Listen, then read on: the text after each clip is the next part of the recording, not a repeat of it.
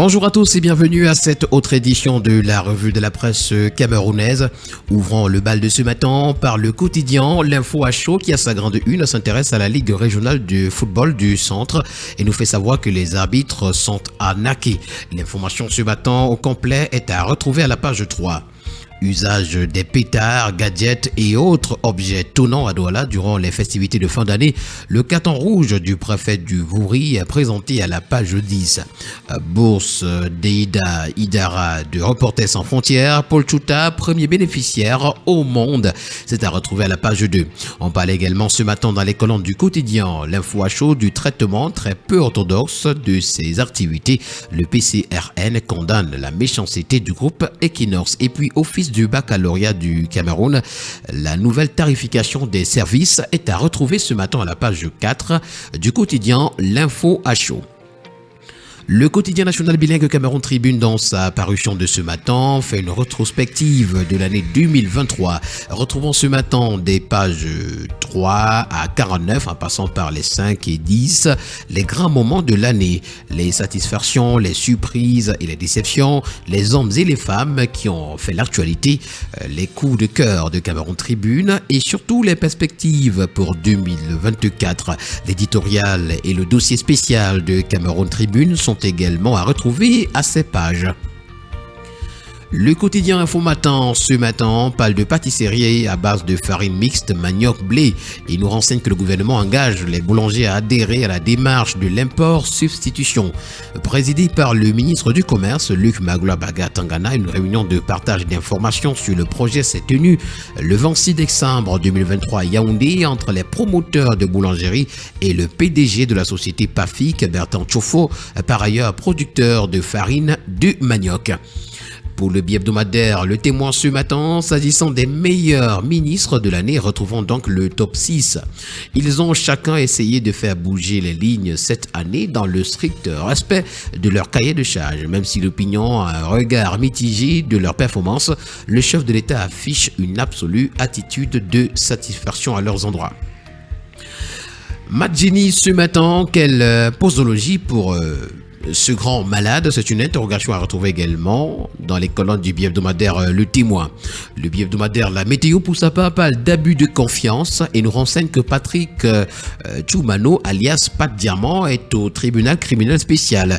Le Féman est arrêté par la police. C'était le 19 décembre à Yaoundé. Il est également reproché à ce malfaiteur le blanchiment et l'escroquerie de 41 milliards de francs CFA à la suite d'une plainte de l'investisseur saoudien Ali Ben Rachid. C'est à retrouver ce matin au complet en parcourant la page 3. Carburant, 185 000 mètres cubes de super disponibles. Depuis le 10 décembre, les navires transportant le précieux produit n'arrêtent plus d'accoster à Limbe et à Douala. Le ministre de l'eau et de l'énergie Gaston Enundou Essomba assure à cet effet qu'il n'y a pas d'inquiétude en ce qui concerne les approvisionnements. C'est à retrouver ce matin à la page 2. La lettre de la bourse, dans sa parution de ce matin, parle de la gestion des finances publiques au Cameroun et nous présente le satisfecit des bailleurs de fonds. D'après le commentaire qu'en fait le journal, les progrès sont enregistrés entre autres dans la mobilisation des ressources, l'amélioration de la documentation budgétaire, la capacité d'analyse et de suivi des passifs éventuels et autres risques budgétaires, le suivi des actifs financiers, la gestion de la dette, l'élaboration des prévisions macroéconomiques et budgétaire, la programmation à moyen terme de la budgétisation des dépenses ou encore l'encadrement de la préparation du budget. Ces résultats dénotent de la pertinence des réformes engagées ces dernières années, certes, mais il subsiste quelques faiblesses, notamment la transmission tardive du projet de loi des finances au Parlement, la faiblesse des systèmes d'information ou l'inefficacité des mécanismes de transfert des ressources aux collectivités territoriales décentralisées. L'information ce matin est à retrouver en parcourant les pages 5, 6 et 7. BDIAC en petite une, la poursuite des réformes engagées en 2024. BVMAC, le plan d'action 2024 approuvé par le Conseil également. Le journal Projection, dans sa parution de ce 28 décembre, s'agissant de la situation dans le nord-ouest et le sud-ouest, nous parle de l'impossible séparatisme. Lançant un appel à une trêve durant les fêtes de fin d'année dans les régions du nord-ouest et du sud-ouest, un leader séparatiste déclare que l'indépendance longtemps chantée aux populations d'obédience anglophone est une utopie.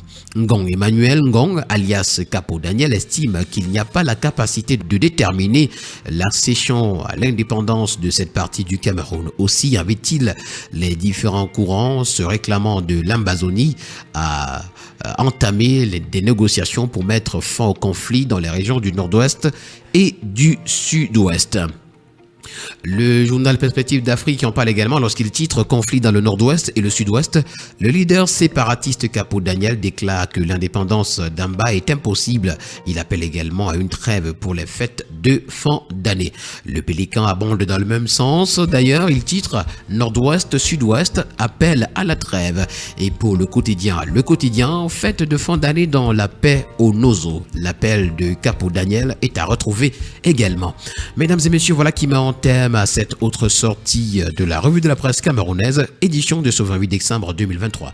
Merci d'avoir été des nôtres et au plaisir de vous retrouver très prochainement pour une nouvelle édition. Surtout, n'oubliez pas qu'acheter un journal, c'est participer à l'édification d'une société libre et transparente au Cameroun.